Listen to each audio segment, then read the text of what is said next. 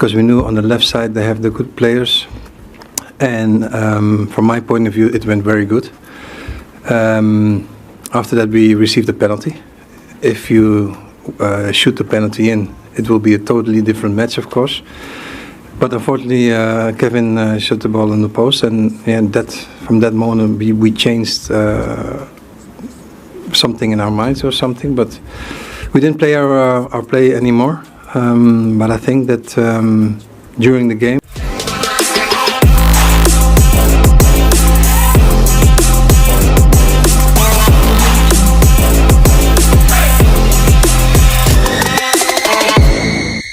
Ada bocoran Pak, siapa lagi yang akan masuk?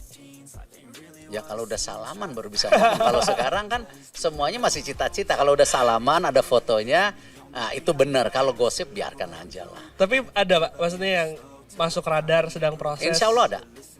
Posisi Pak? Saya nggak bisa ngomong. Karena kan dari kemarin itu kan yang masuk pemain bertahan. Saya nggak bisa ngomong karena semua itu kita harus jaga juga privasi daripada pemainnya. Patrick Kluivert ingin tambah striker Greta. 3 pemain keturunan masuk radar naturalisasi. Pelatih Timnas Indonesia, Patrick Kluivert, mulai menyusun strategi baru usai kekalahan telak dari Jepang di babak ketiga kualifikasi Piala Dunia 2026 zona Asia pada Selasa, tanggal 10 Juni tahun 2025 lalu. Dalam pernyataannya kepada awak media, Kluivert secara belak-belakan menyoroti kelemahan di lini depan skuad Garuda. Evaluasi ini memunculkan wacana perekrutan penyerang tambahan melalui jalur naturalisasi. Setidaknya ada 3 pemain keturunan Indonesia yang dinilai potensial untuk memperkuat lini serang skuad Garuda Muda, Mauro Zelstra, Miliano Jonathans, dan Milion Manhoef. Zelstra merupakan striker muda milik FC Volendam yang mencuri perhatian lewat performa tajamnya. Pemain berusia 20 tahun ini sukses mengemas 17 gol dan 4 assist dari 28 laga di berbagai level kompetisi musim 2024-2025, termasuk Keken Kampiun Divisi dan tim U21. Punya naluri mencetak gol yang tinggi, Zelstra dianggap sebagai tipikal penyerang kotak penalti yang dibutuhkan Kluivert. Ia juga tergolong pemain yang mudah beradaptasi dengan skema permainan modern, dan disebut-sebut siap jika diproses untuk naturalisasi. Nama Jonathans bukan hanya dikenal karena keturunan Indonesianya, tetapi juga gaya mainnya yang menyerupai Arjen Robben. Ia bermain sebagai winger yang bisa masuk ke tengah dan melakukan shoot inside, gaya yang cocok dengan taktik menyerang Kluivert. Selama memperkuat Vitesse di Keken Kampiun Divisi, Jonathans mencatatkan 11 gol dan 4 assist dalam 20 pertandingan. Kelincahannya dan kemampuan menggiring bola menjadi nilai tambah, apalagi jika Indonesia ingin bermain dengan sistem 3 penyerang fleksibel. Manhoef adalah nama yang sudah lama masuk radar PSSI. Saat ini ia bermain di Stoke City di kasta kedua Liga Inggris Championship.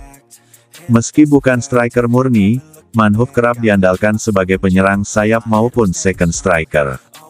Musim ini, Manhoef tampil dalam 34 pertandingan dengan kontribusi 5 gol dan 4 assist.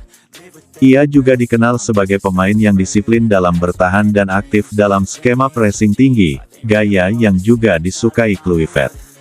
Dengan masuknya 3 nama ini dalam pantauan, PSSI kemungkinan besar akan segera menindaklanjuti opsi naturalisasi untuk menambah daya gedor Garuda di babak keempat kualifikasi Piala Dunia.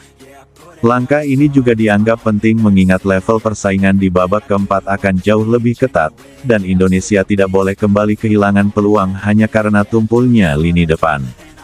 Apalagi, fase ini menjadi penentu peluang lolos langsung ke putaran final Piala Dunia 2026. Jika proses naturalisasi berjalan lancar, kehadiran Mauro, Miliano, dan Milion bisa menjadi pembeda bagi skuad Garuda, sekaligus memperluas opsi taktik Patrick Kluivert di level internasional.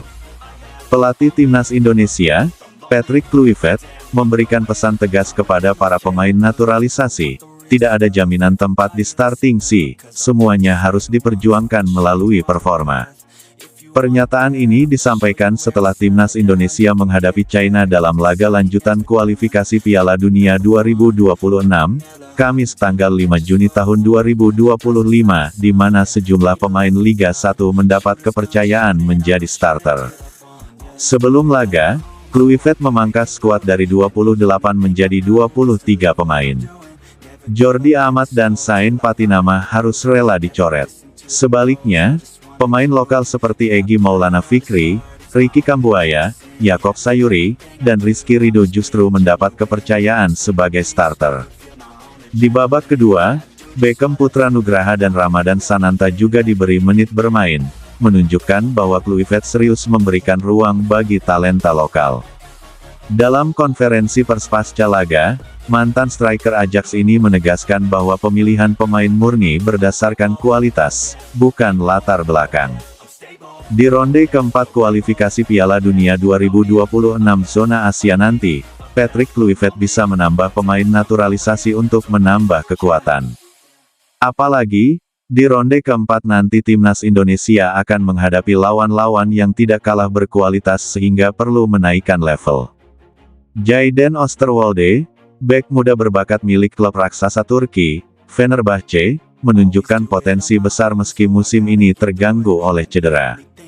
Cedera tersebut membatasi menit bermainnya hingga hanya mencatatkan 14 penampilan, 8 di Liga Turki, 4 di Liga Champions, dan 2 di Liga Eropa. Namun, kemampuan bertahannya tetap membuatnya masuk radar PSSI. Jika proses naturalisasi berjalan mulus, Osterwolde bisa menjadi tambahan penting di sektor pertahanan timnas Indonesia. Nama Hairor Yedewal bukan wajah baru dalam daftar incaran PSSI. Pemain Royal Antwerp ini memang sudah masuk rencana naturalisasi, namun terkendala dokumen. Keunggulannya adalah fleksibilitas bermain di berbagai posisi penting, mulai dari gelandang bertahan, bek tengah, hingga bek kiri. Jika kendala administrasi dapat diselesaikan, Riedewal berpeluang jadi salah satu pilar utama Garuda. Pengalamannya bermain di Inggris bersama Leeds United adalah aset berharga. Ia mencatatkan 5 gol dari 38 laga di musim tahun 2024 sampai tahun 2025. Dengan kemampuan bertahan dan visi bermainnya, Struijk bisa memberikan dampak besar bagi lini belakang timnas Indonesia.